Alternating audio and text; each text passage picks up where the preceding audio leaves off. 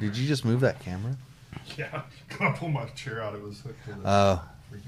We're gonna get some mounts for the freaking wall. We're gonna mount the wall. You don't think the Carboy is a good camera stand? No, I think it was a great camera stand. It just doesn't work very well. Well, if it's going to be there, we need to fill it up and put a fish in it or something. Texas Brewing Inc. is now live. Yeah, because the next week it'll be floating upside down. Well, that's what happens if you put it in beer. So, are we live yet? We are live. Oh, okay. See, Oh shit! Me, may, my, mo.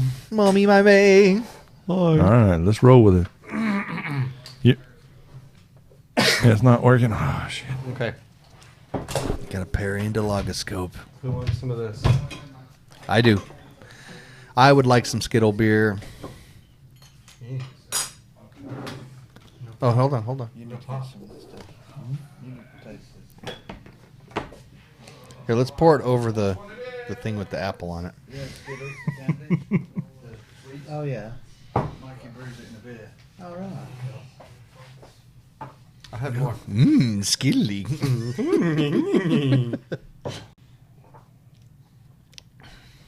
Wow, that's more Skittly than the last time I had it, I think. Did you up the Skittles or did you like single out a certain color? Greg, I need your help. Greg. me? It'll be great. Yeah. I took the Miller Lite philosophy. You brewed it the hard way? No, that's the Budweiser philosophy. Oh, that's right. Triple Skittle. Oh, it's triple skittled. So you dry skittled it? Sure. You got your bittering Skittles, your flavor Skittles, and your aroma Skittles? I had boil Skittles, secondary Skittles, and keg Skittles. Keg Skittles. Shit just got real. And you just throw them in, right? You don't grind them up or anything like that. You just chuck them in. First two editions were soaked in vodka, 5 to 7 days. Everything went in. The last one he lets a cat eat and poop out. And then, Nice. just like that Kofi Luwak coffee. Yes, it's Kopi Luwak Skittle. The last one I soaked just like a regular All right, size sorry, bag. Can't work in this environment. I soaked like a 7-ounce bag. There's always one of them that doesn't work properly, so we have to go in and fix it. No, actually, it's running a little more smoothly every time, I think. Is it? You Yeah, think? I think it is, Oh, yeah. man. Yeah. Okay. As long as we don't talk about people in the yards. I'm going to give you the beating of a life. All right. We're ready. Count us down. Excuse me.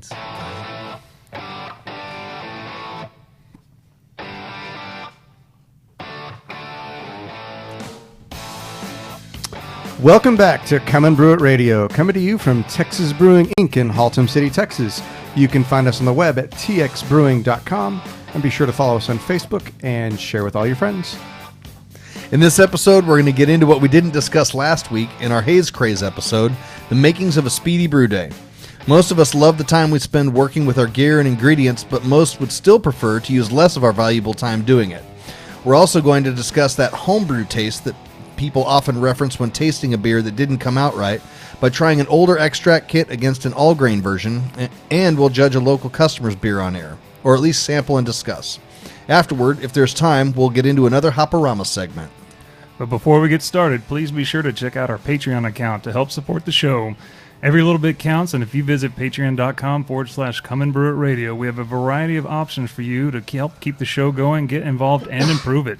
Plus, we'd like to thank Mike Bransford for becoming a patron. Thanks, Mike. All right, Mike. Thank you. All Greg. right. I'm Brandon. I'm Stubby. I'm Mikey B. And Thanks. Oh, we got some special guests tonight. They're not Nigel, you didn't not instruct participating. your dad on what was about to happen. And you let us all down, frankly. I mean, It's not the first nor the last time. all right, okay, all right. So we have some special guests here listening that they're from all the way from across the pond. So they're going to share us some of their stories and maybe some of their Oh, wait a minute. What happens in Vegas stays in Vegas, right? Okay. So anyway, we're going to have some fun tonight. I would say, though, what we're going to do, I want to run a promotion. We're going to run a promotion. So unfortunately, we haven't had the T-shirts ready for the Patreon guys. So what we're going to do is the guys that have already signed up, we're going to go ahead and get them what we're going to do instead of a T-shirt, the guys that have done the what level is it that you get the T-shirt? Is it like the 20 10, or the $10 a month? 10 or 20. 10. Okay, so the $10 a month or more. What I'm going to do for them is we're actually going to do nice embroidered Come and Brew It or Dickie shirts. So some work shirts. Man, I don't even have one of those. That's pretty good. Right? So none of us do. We're going to do that, and for everybody that signs up in the month of June. Yeah, June coming up. So, if you decide you want one of these cool T-shirts and you want to support us, or not sweet T-shirts, actually nice Dickies work shirts embroidered. Make sure to sign up this next month, and we'll make sure to get one of those. So sort of like. Yeah, kind of like what you're wearing there, Greg. A nice Dickies embroidered shirt.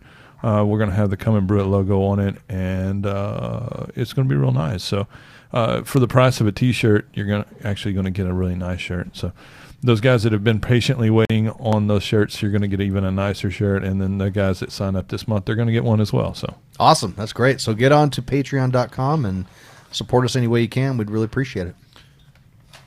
So, so I guess what business is. What any news, anything in the know that we need to know about or talk about? Well, I kind of wanted to touch back on last week's episode because I thought those guys were such great guests. Oh, I thought you were going to bitch some more about ABM there. No. I'm talking about the Turning Point guys and the New England IPA thing. Yeah. As the topic has been discussed on here, I've tried to research it on the web, and like I said at the beginning of that episode, the one thing I'm always struck with is that there's no real definition about anything, and then there's a lot of fighting about it too. And drinking their beers and talking about their recipe formulation and that kind of thing, I kind of realize what the reason for that is now is that I think it's still a style in development. Yeah, there's so many different versions of it, and I think it's really a mistake to market these things as hazy beers. Right. I don't mind the New England IPA or New England beer designation, but like I just saw one today from a brewery out in Southern California that I really like, make fantastic beers, really respect them, and they're advertising their New England hazy beer, and I thought they're really doing themselves a disservice. Get a nice by clean it glass. Having to be hazy. Like those guys, right? They're milkshake stout or milkshake IPA, which I didn't think I was going to like because it has lactose in it. I just don't generally like those. They did a really good job with that. It wasn't that hazy. Right. It had some from the hops and that kind of thing. Right. And then that white pale ale they had was hazy, but it was more like a wit beer hazy where it was from a lot of flaked adjuncts and that kind of thing. Well, and I don't think any of them look like a yeast starter. Like some of the ones I've seen, So. None of theirs did, no. So I really thought, so much of it gets lost in that getting hung up on the hazy part of it. And that's not really what the style is about at all. That's a byproduct of some of the things that are done. And it can be hazy or it can be real opaque or whatever, but it's a really wide range. Translucent. Yeah, and it's a lot more about the flavor. Your argument's about the naming of something, like using the term hazy versus like Well, just and go I and stick with the New England or the I think when you have a- Northeast or Well, I just think they're doing a disservice by focusing on that Right. part of it because it turns people off to the beer style. It turns me off to the idea of it, and then when we have those on, I think this is great beer. I really Right. like it. I've had Hetty Topper. I thought all the crap I've heard about this, I really thought it was a great beer. I liked it a lot. Well, picture a nice, easygoing version of some of those. If you did somebody that's not really gotten into craft that much yet, and they see that in a glass, they're gonna be scared of it. Well, that was something we were talking about earlier. Is that hopefully maybe somebody will kind of get the idea of some English style beers, maybe kind of incorporate some of that, and I think that's maybe a first step is kind of like those are really kind of a fusion of an English style beer along with like American hops and some of this weird haziness and stuff like that, but. It's kind of strange because they're using, English style yeast for these particular beers, which I don't understand is a lot of them are talking about how they're hazy or whatever, but because of the yeast. And I'm like, well, Well, the pictures English, I've seen of some of them, that's exactly what it looks like. yeah, but English yeast, man, It's real flocculent. Yeah, it drops out like yeah. clear. So Well, that's I don't why know. it makes me think there's yeast in the, like Hetty Topper is like drink from the can, and there's yeast in that can. Yeah. So they want you to get the yeast into suspension and to drink it, which personally that turns me off. I still think it's a good beer out of the can, but I think it's better if you pour it into a glass. Yeah. And so when you read these guys arguing that Reddit thread that you sent me, they're arguing about no, it's not from that, it's from this. Well, no, it's the water that does it. No, it's the hops. No, it's the adjuncts. I don't think there's any one way you can do it. Yeah, it's all over the place. There's several different ways to do it. There's different beers that have those characteristics because of different reasons. It's still a developing style. Yeah. Personally, after drinking those guys' beer, I'm really excited to taste some more. Yeah, I agree. And to actually get some of the examples from New England. So I thought that was a great episode. Yeah. I had a really good time with That those was guys. a good episode. So Austin and I and Amy, his wife, we all trucked down this weekend to Nacogdoches, which, if you guys are not familiar with Texas, this place is really in East Texas. It's pretty much in the middle of nowhere. I mean, it's kind of tough to get to. It's a 2-lane road that you're on for about 2.5 hours, really.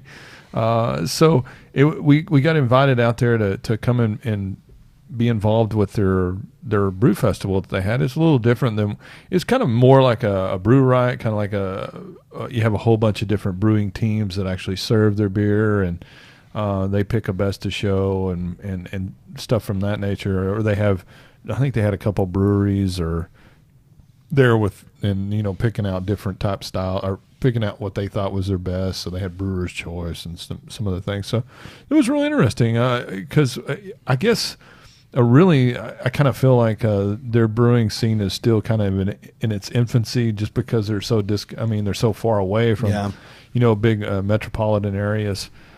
So it was really interesting to get that, and we had some really good beers out there. I think one of the best one that I had out there was a mango habanero pale ale, and it was fantastic. And it wasn't like it was homebrew. Yeah, it was homebrew, Mm-hmm. and it wasn't. It wasn't.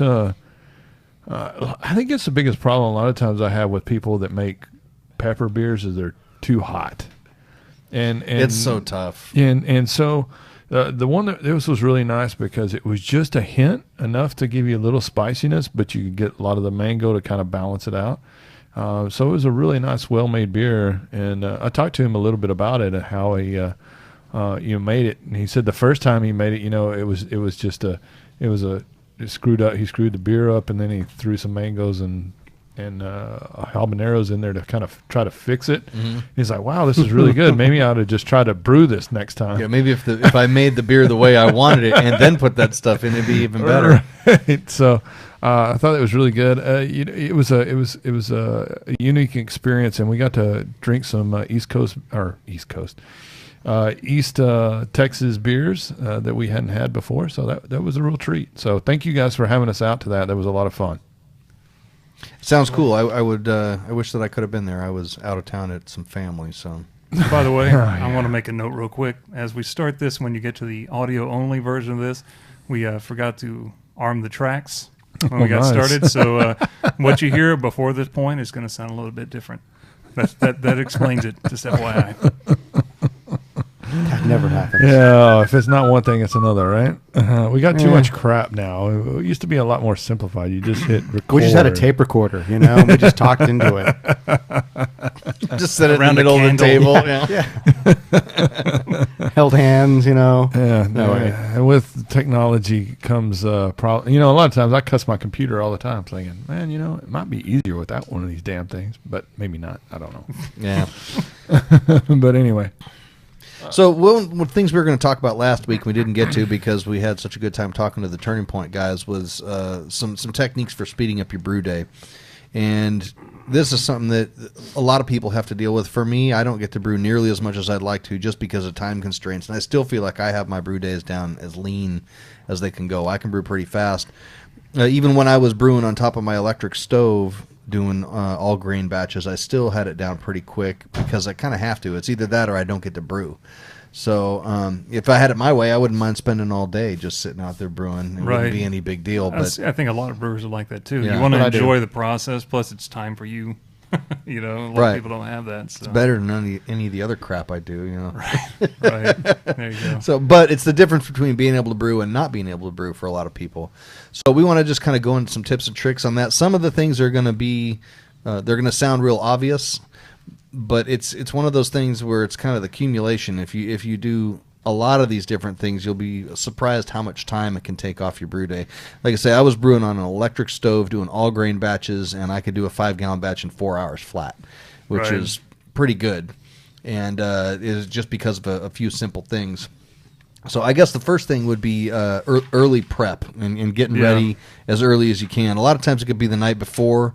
Johnny even does the overnight mash, where he does half his Right. brew day basically the night Yeah. before and Not sticks it in anymore. the oven. Oh, not anymore? No. Oh, no, Used because to. he's got the Yeah. grandfather now, huh? Yeah. Here we go. That's our last option on these things. The fastest way is grandfather. Yeah.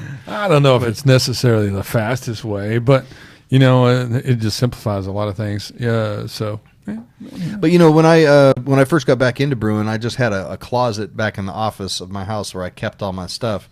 And So you kept all your stuff in a closet? kept it all in the closet, yeah. That way when I was in there, I could have it all with me. That was before I grew and took over my whole garage with brewing, right? When it was just So some now stuff. you're just in a garage, not outside the world. In the world, Right. You're not in the closet. You came Well, out of the closet. Now my into the stuff is garage. always set up at any time. When I go out to brew, I hook up water and I'm going. I don't have to unpack anything or set up anything. He's moving on. Cycling on. It wasn't that good a Well, joke, to be honest with you. The other thing that you make a point of, what you just said, is that you also grab water out of your hot water heater. That's something I didn't have in the list. Yeah, You know, I've things run like into that. a couple issues with that, and actually we'll touch on that a little bit later because there is supposed to be some issues about the way I do it. I don't find there to be, but technically, Right. there should be. Using Right. hot water in a charcoal filter is not supposed to. It's Oh, supposed to yeah, lessen yeah. the effectiveness of the charcoal filter. I don't find that to be the case personally, but I also haven't analyzed that at all. I just do it and it comes out okay. So we are doing some water testing, right? Yes, and my water sample will be from my water heater through a charcoal filter. So we see if there's any discrepancies there, are we going to have somebody that have a comparable sample? I'll be curious to see, it through a water heater like you were talking about using versus just a regular tap. Nobody's going to be up in that area. I don't understand the theory about what I'm talking about is that a charcoal filter, the way it works, doesn't work the Yeah, the same heat. at higher temperatures. Right. Okay. What I people don't are know. talking about a higher mineral content or anything, I don't get that at all. I understand that there are places in the water heater where minerals build up, but those aren't the reason that they build up is because they're no longer in the water. So I don't understand how the theory is that gives you more of those in your water. Also, the charcoal filter is a particulate filter too, so any little Yep. chunks or anything that came through would be filtered out. So I just don't think that stands to reason. I think that's just a theory that, That's why I want to test it. yeah. Well, we could do that. I mean, I could give you a second sample. But Same thing I told my doctor. Mikey handed me the bottle and he goes, "Hey, we need a sample." I went and took a piss in it. I didn't know it was I'm supposed to really be a water looking forward sample. to those results. It's going to be really interesting. Have you seen the poop swatches? You brew with that? Yeah, it's a little acidic. Like a lot of This uric. has been through the It's got brewing process. It's got a and lot of through the- uric acid in it. No, I don't know. Oh, no, there's beer in that. Oh, yeah. It's recycled beer. We've totally figured this one out. So I don't know. Where's that brewery that's making beer with urine? Where is that? Some- It's just- it's well, Vermont? here's the thing. It's not really making beer with urine. So what they're doing is they're actually getting all their people to piss in a trough, And they're and then filtering that. and then they take it out and put it on the field with the malt and stuff, and then they use the Oh, barley. really? Yeah, Because I it's had not heard like- of a brewery that was like RO filtering. Yeah, urine. No, I think they were- Yeah. I think that's like I in think they were Europe. calling I it think. the Pissner. a piss. God. That's really stretching. Are you bizarre. looking it up right now, Mikey? Are you looking up the But No, the Nigel brought me Pissner? something. Oh, okay. Anyway, back to So, Speedy Brewdays. Yeah, so setting up your equipment ahead of time. So like I was saying, I used to keep all my stuff in a closet in the office in my house and You used to pulling pack all that everything out in there. and getting it all ready and all that. and then putting it all away was a big part of the time that it took me to brew. You know, it'd take me 20 minutes to drag everything out and get it all set up, rinse everything out, all that. So if you know you're going to brew the next day, and a lot of times I brew in the morning, you know, get all that stuff out ahead of time, set it up, rinse things out, get it all ready to go. You might even, you know, get your strike water ready. One of the things about letting water sit out, and especially if you're going to put Camden in it, is if you let it sit overnight, all of your chlorine and all your chloramine will be gone out of gas. it. It'll off gas. So chloramine does not off gas. No, but with the regular Camden. chlorine. With the Camden, the Camden gets rid of it. Yeah. Okay. And you're going to have to pay attention. You have to keep up. well, it's kind of funny is a lot of Fort Worth now is actually using O3 or ozone. So but it doesn't matter. You still don't know what kind of what the last I checked, Fort Worth still had chloramine in it. So I use one tablet in my hot liquor tank and one in my mash water. And you filter it too? Yeah, I do both. I was doing that for a while. Okay. Well, you know, like I say, I'm filtering hot water through a charcoal filter, which, as I understand, lessens the effectiveness of the filter. So it's just where did you hear that somewhere? Or? Yeah, if you Google it, I meant to Google it before we came tonight, but I've been busy working a lot. So maybe at the break I'll Google that and we can kind of circle back to it. Yeah. I'm not sure, and I don't even. We can also Google brewing in a closet. Yeah. Anyway, I think Brandon's picture will be there. No. Yes. Thank you, Zach. We can Bing it. We don't have We'll any. Bing it. Okay. We'll Bing it. Yeah. Wait, We're going to ask Jeeves. We'll Mike Bransford it, okay? Because he's a paid sponsor. Yeah, there we go. Yeah, there you go. But I think the point here is that Brandon's getting in the point of if you break it down, you have a setup, then you have your actual brewing, and then you have your cleanup, right? And it's tough to brew in a closet. Yes. If you have your setup done in advance, well, that cuts a lot of time out of your day. Boom. Yeah, my rig takes. I've got 30 minutes of prepping to get mine. Easily 30 minutes to connect all the hoses and everything. Right. See, that's mine is ready to go. I mean, how much time does that cut for you? You're like, I'll spend 20 minutes or whatever doing that one night. Water, everything set up. All I got to do is go out and turn on the flame. Walk outside, and you know, with mine, you know, and we'll discuss that next week with the control panel I have. God, I blanked. You know, I could wake up and log into that control panel if I left it on, and start the heat while I'm in the shower. You know. Yeah. Doesn't the Grandfather do that now? You have your phone in the shower. Same concepts. Like you can actually log in, set it, and then go. Set yes, it I up. do. Okay. And have it start heating water at a certain time. Is Right. that Yeah, right? we were going to test that, but Austin unplugged it once. So Now, I have a friend who has a grandfather who said he did that and it worked great. Really? Yeah, Okay. see, that's the same concept. Get it ready the night before. The water's ready. Everything's set out, you know. If you have an electric system, that'd be really easy. You could even just use something like a timer, like a pool or a spa or not spa. What is it? Like a sprinkler system type thing. And I mean, this just a really regular applies, light timer. I think more to all grain brewers because that's where the time is really involved in this. But even extract Well, even brewers, just it's the hauling same equipment concept. out and all that Yeah. stuff. I mean, when I Takes was an time. extract brewer, I was really paranoid about cleanliness and organization. Right. I'd have everything laid out, all organized in the It took me a long time to get everything set up to get ready because to you're go. not just talking about just equipment. Yeah. A lot of times you can be saying, let me get my hop additions ready. Get your Let me recipe get printed the out. recipes notes ready to go. made, yeah. Everything that I want is lined up, so all I do is walk out and start. There's a lot of ways you can save time in extract brewing too. I mean, I think, absolutely, yeah. And I'm sure we're going to get to that here in a little bit, but Well, that still applies. I mean, it's the equipment prep, all of it. Yeah, for sure. Even with the extract, I'm just saying, even from a standpoint of really saving time, I think I guess it really depends on what part of the country you're in too. But you know, I mean, we can talk about chilling here in a little bit, but that's a huge time consumption, especially if you're brewing here in the middle of July. It's hotter than hell. You know, your tap water is 85 degrees. So. Yeah.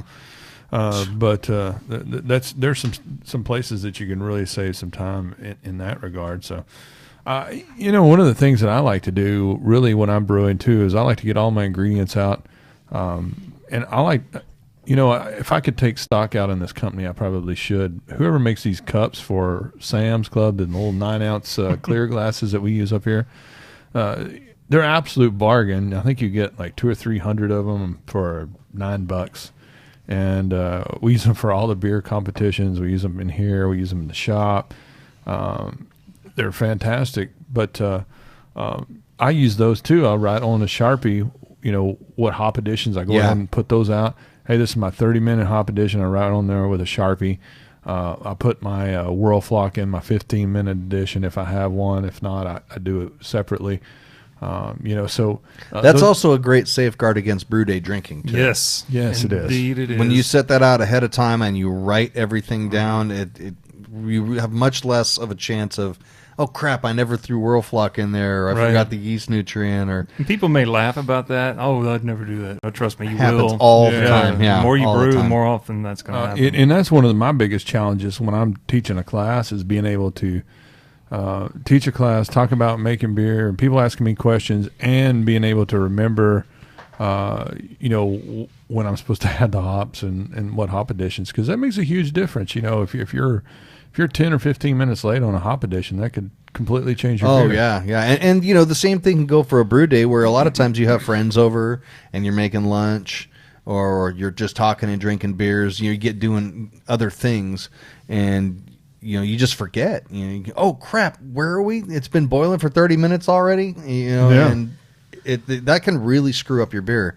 And it's really easy to do. So that's a good point with laying everything out, the cups and all that. And that's something you can do ahead of time too. At night you can write all that out and just throw your hop packages in the cups and then weigh them out in the morning.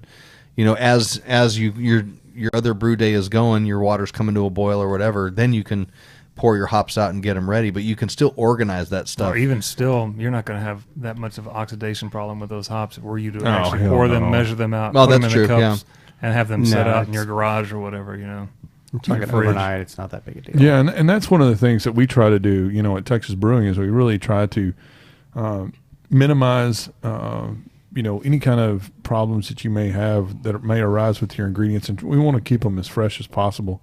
So we do try to, even though it's, we typically have hops for a short period of time.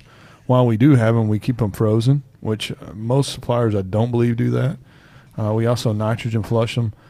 So we want to make sure to minimize any kind of oxidation whatsoever. But Also, if Johnny's the one who packs them, and he stopped breathing about 10 years ago.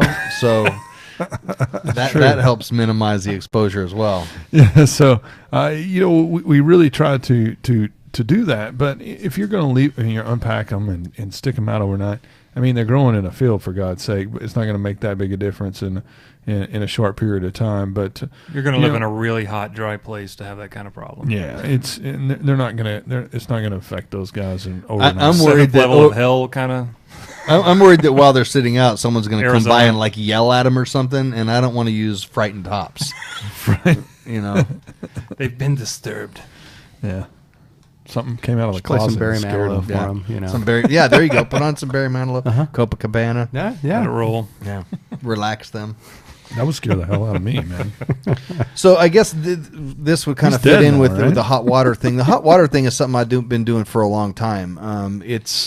For a while I had a splitter on the hot water that goes to my washing machine. And so I could just screw a hose onto that and when I was brewing in my kitchen. And let me tell you, starting with Wait a minute, 120, wait a minute. 130 degree water. You said you were brewing in your kitchen. Yes. Oh, what happened to the closet? That's when he came out. It's really, The closet. Sorry, that's old. Anyway, go ahead.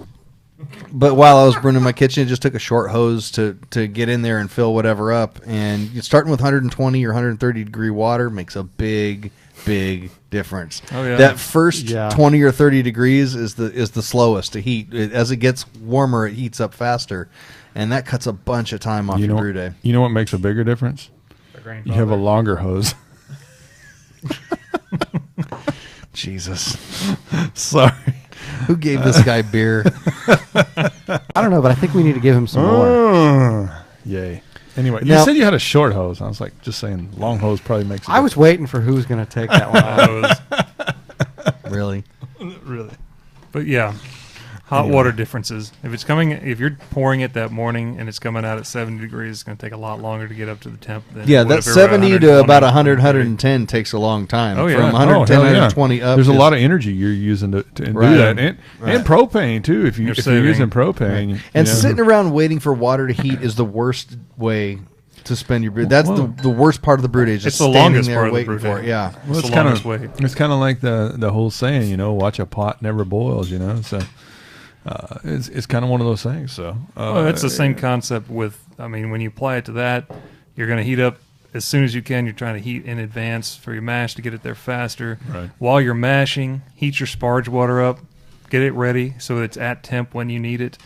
When you're transferring, go ahead and start a boil. Those kind of, all three of those heating processes cut a lot of, if you do all three of those together, that cuts like an hour or more off your day easily. Right. It's like I brewed an all grain Yeah. batch, 12 Yeah, gallons the other absolutely. day, 4 hours, because I did all of those things. Well, just think about when we do those different homebrew competitions where we come in and they already have hot water. Man, you can immediately come in and mash in. It's Yep. a short brew day. Yeah, the you Martin know? House Riverside the other day, we came in, mashed in fast. Had I not had to leave and come back, I think we'd have been done an hour earlier than we were, and that would have been like 3 hours maybe. Right. You know? Yeah, that's We where were all- done. We were An pretty extract, quick this an extract year. beer. So Typical again, extract I'll beer. read up a little bit on that. It's been a while since I read about it and just decided I didn't care. But we've actually. I know Austin uses it a lot here in the shop. He just plugs into the deal and turns the hot water on and Yeah. runs hot water Yeah. out. I've not run through into a any issues on filter. it. I can't say one way or the other. You're If we probably have, if, thinking about the temperature going against the plastic that contains the filter more than anything. The body of the filter Yeah, case, but the you're filter still- casing. That's probably Yeah. where you're worried about any kind of heat, changes. So if I there's don't know gonna how be it some changes the chemistry. It may change the chemistry, I guess, maybe a little bit. I don't know. So Larger we'll gaps. come back and touch on that again after the break. We can bing it Yeah. real quick once we stop. We can ask Jeeves. Ask Jeeves. Is that still that around? around? Dude? I think that's out of business. I was trying to think of one that was long, long gone, and Ask Jeeves is what Yahoo? I came up with. Yahoo. Yahoo, yeah. Yeah, who does Yahoo anymore? Hey, you know what's funny, though? We have lots of people that still have Yahoo phone email addresses, so Yeah, a lot. I got one. I know people that have AOL addresses. Yeah. That's how you know someone is real How old. about CompuServe? Come on. CompuServe, Netscape. I digress. We At least, digress. I mean, my wife still has a Hotmail address, so. So do I. It's you? the bane of my existence. Everyone had Hotmail. So then, I guess the other one that I've found really sped up my brew day a lot was as you're running off, as you're lautering, to start heating that right away. A lot of times you see people that they don't start heating their wort until it's completely Full. run off. Yeah. And if you're batch sparging, there can be some issues to that. If you're not able to run into your kettle Even as still, it's on a burner. You could be But even bringing it up. between batches, yeah, you can hit it. That makes a big difference for me. So as I'm running It's at off, 180 or 190, and you're adding more to it, and it's barely cooling it down. Right. Yeah, Right. at Martin House, I actually I had my boil start before I was done with my runoff because I started the heat. yeah, going. yeah, I've It's like, oh, come wait. close to that a couple times because if I'm doing a 5-gallon batch, so that puts about 7.5 gallons in my I have to go 9, kettle. but yeah. I'll start heating it at about 3 or 4 That's what I gallons. do Yeah, as well. and because I've got a lot of heat going, it heats up pretty quick. But well, we both do. We've got the same Yeah. burners, but so that's one thing is And that don't- would depend on your burner. It would depend That on kind your of burner. thing. Yeah. If you have if it's lighter weight, you can always turn it up to get more heat into it originally, and then And turn then it crank it way down. down just to keep that even boil. And it's really not that big a deal if you accidentally hit a boil early. Just Yeah. turn it off and don't. Well, pull it back. Question, see if you guys do this ever. One of the things I always used to do is I would just fill up my whole hot liquor tank completely full and That's what start I heating do. my mash water. And then I would just use whatever I had it may take longer in the short term, but overall I've already got hot water. When I add back my sparge water, it's already ready to rock and roll. And the reason I do that too is because I use it on my Herm system.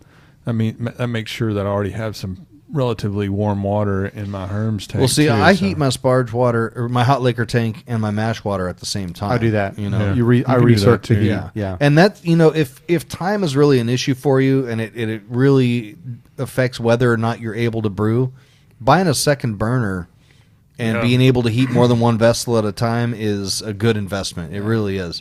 Any of these things It's that worth you can it. use, if you can cut 15 minutes off here, 10 minutes off there, pretty soon, the next thing you know, you're cutting an hour and a half off your brew day. That makes it a whole lot easier to squeeze that brew day in between kids and family. Or let you brew more in one day. Or brew a couple batches in When one you- day. Yeah, if I got a whole Yeah. weekend, let me go ahead and throw how many batches can I fit, Yeah.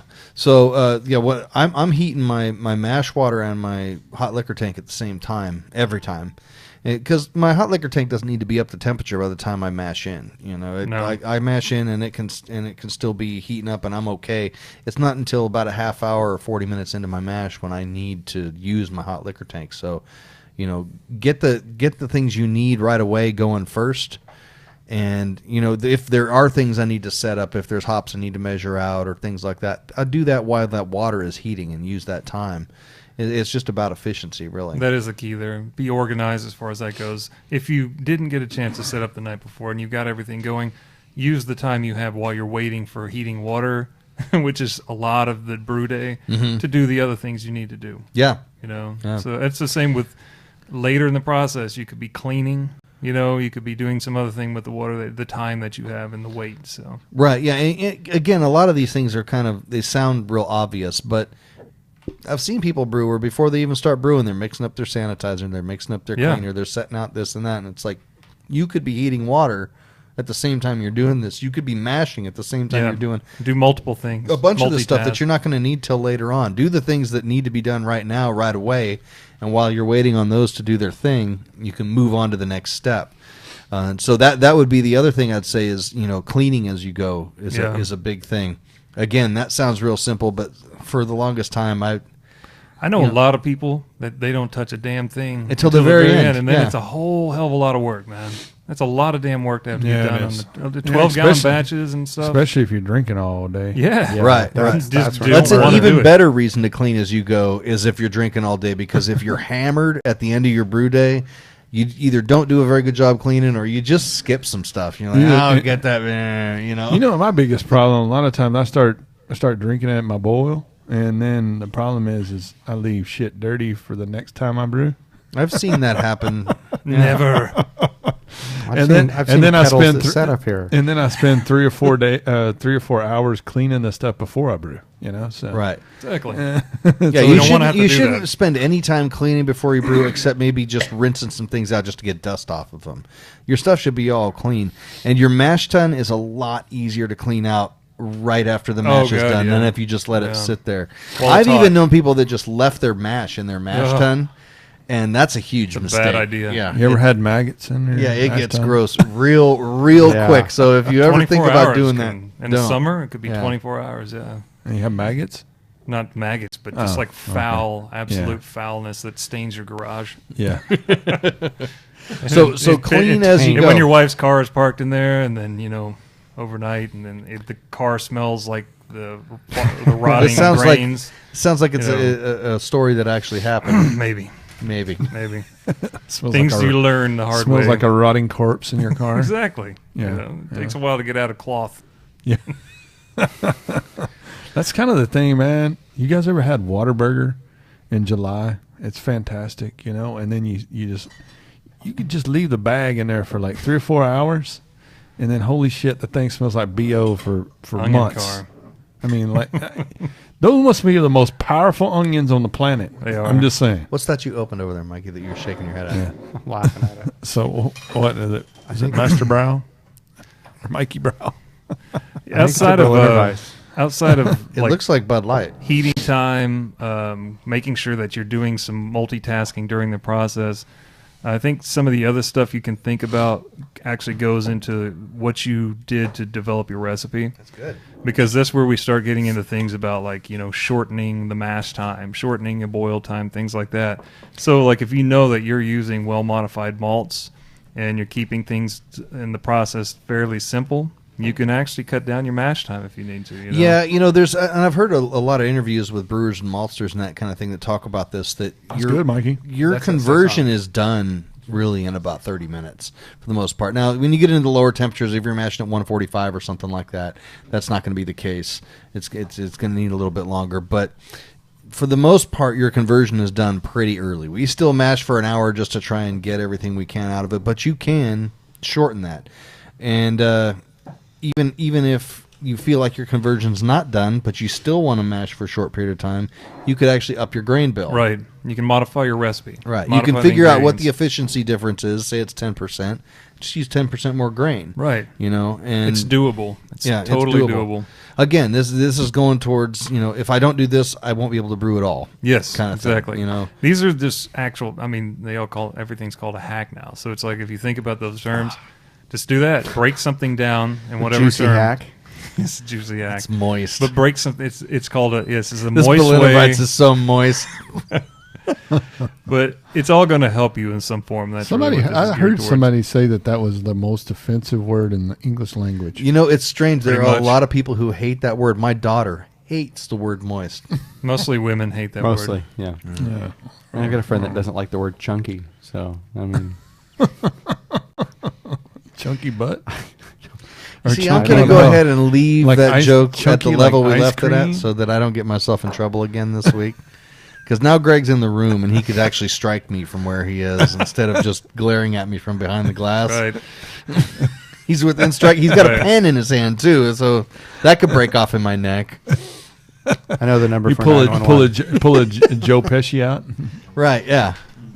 You Oh, talking you to think me? it's funny? Oh, wait a minute. That's a different guy. Anyway. So the shortening the mash. I'm You can funny? also talk about shortening the boil too. Those are two things that you kind of normally think of as being set times. That's how that boil is going to take an hour. There's Hour, no 90 shortening that minutes. or anything. 90 or minutes 90 is- minutes. Yeah, for Pilsner malt. We Yeah. understand where everybody comes from for that, but if you're using some of the stuff that's coming out of Germany right now, you don't have to have a 90-minute. You're pretty good with a 30 if you have Yeah, to. not it's anymore. Yeah, the DMS is Do a not. 5-minute boil. Well, what was it? Adam and Derek did a experiment. I did that with Derek. Oh, did you? Yeah. Okay. Yeah, we did we did a clone of Lone Pint? Lone Pint, Yeah, which is a all Pilsner malt IPA. And I boiled mine for 90 minutes. He boiled his for 45 minutes, and there was no discernible DMS in it at all. Right. Now, I have done a beer that had a bunch of DMS in it before. It's not a myth. There are malts that You're have correct. it in there. Yeah, but you can get DMS from an infection too. There's no doubt about it. Well, this was not. It was a Schill Kolsch malt that did it to me. Yeah, that Oh, was. yeah. It was the malt choice, though. Yeah. That was Yeah. specifically the malt. So know your malts, and it might be something you have to play around with, but you can shorten up your boil. You're going to have to increase your bittering additions to make up for the shorter time, but that's where brewing software comes in. You can calculate that kind of thing. And It could be this. That also the mash, the grain bill also can apply to your mash and the transfer rate, because a lot of people take a long time. the transfer rate, yeah, to get all the sugars. They're trying to either if you're not batch sparging, you fly sparging, whether they're trying to rinse everything. Batch sparging, same concept. Getting as much out of it as you can. Well, you can modify your grain bill in order to have a faster transfer. I mean, if you just want to open it up and let it roll after you boil off, you could add some more grain in there. Nick add more Goodman always poundage, used to tell me he would sparge in 15 minutes. Yeah, exactly. He'd do a 10-gallon batch of 15 most people think minutes. that's crazy, So I think What's it's that? crazy. What's crazy? a 15-minute. 15-minute lauder on a 10-gallon batch. No, I don't think so. If you got the You're right the grain one who bill, has I been on mean, this show numerous times saying you should spend at least as much time lautering as you do mashing. I'm just giving you a hard time. I was being Listen, sarcastic. man, I don't I know was what being- your I was being deal is tonight, facetious. dude. Austin's Is Is worst. this like the revenge? pen. It's like- revenge from last week, isn't it? I haven't drank any beer this whole week, so this is my first That's beer not I've had true. this week. I Have swear y'all to heard, God. have y'all heard I'd had any Austin's since story Saturday. about his worst brew day up at RAR, and it was like a 12 or 18 hour lauder? That Right. was when JB was up there and they were doing Yeah. that summertime wheat, and Uh-huh. he wouldn't use any rice hulls, right? Yeah. Yeah. Yeah, it was like an 18-hour lauder or Yeah. something like that. Yeah. No, I haven't been drinking that much because I have a blood test coming up. I don't want them to tell me I can't drink anymore. There you go. Well, you're going to ruin that tonight. Well, once a week is okay.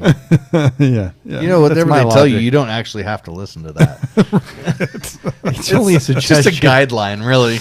Yeah, you shouldn't drink anymore. You're going to run your liver. Oh, well. You should shut up. You don't know what the hell you're talking about.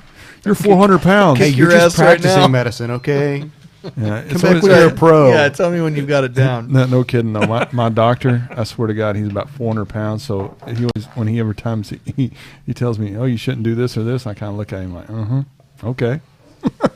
I know your car smells like Whataburger. Yep.